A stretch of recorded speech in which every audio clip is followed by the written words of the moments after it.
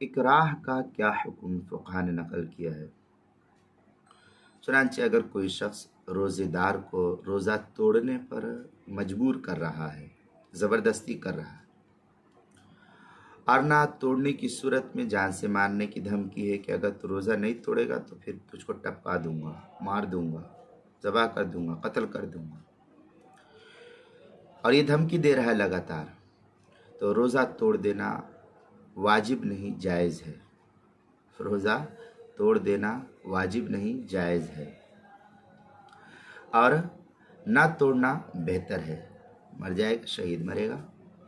روزہ نہ توڑ کر جان دے دی تو اس کے لیے تو بہتر ہی ہے کہ اللہ کی بارگاہ میں حاضر ہوا ہے، روزے کی حالت میں افطار جا کر کے اللہ کے رسول کی دسترخوان پہ کر لے گا، یہ تو بہتر ہے، دونوں ہاتھ میں لڈو کی دنیا بھی ملی اور آخرت میں ملی۔ البتہ روزے دار مریض یا مسافر ہے تو اکراہ کی صورت میں روزہ توڑ دینا یہ اس کے لیے واجب اور ضروری ہے۔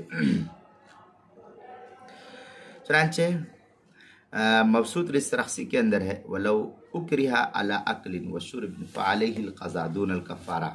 یہ مبسوط الاسترخسی کی عبارت ہے، تیسری جلد صفحہ 98، جدار الکتب العلمیہ بیروت کا چھپا ہوا نسخہ ہے، اس کے اندر بدائع الصنائع میں ہے وَأَمَّا الْإِكْرَاهُ عَلَىٰ إِفْطَارِ صَوْمِ شَهْرِ رمضان بالقتل فی حق الصحیح المقیم فمرخص والصوم افضل۔ یہ بدائع الصنائع کی عبارت ہے، دوسری جلد صفحہ 96، جو HM سعید کراچی کا چھپا ہوا نسخہ ہے، اس کے اندر۔ اسی طریقے سے روزے کے مسائل کا انسائکلوپیڈیا، اس کے صفحہ 35 اور صفحہ 36 عنوان ہے اکراہ کا حکم، اس کے اندر بھی اس کو نقل کیا گیا ہے۔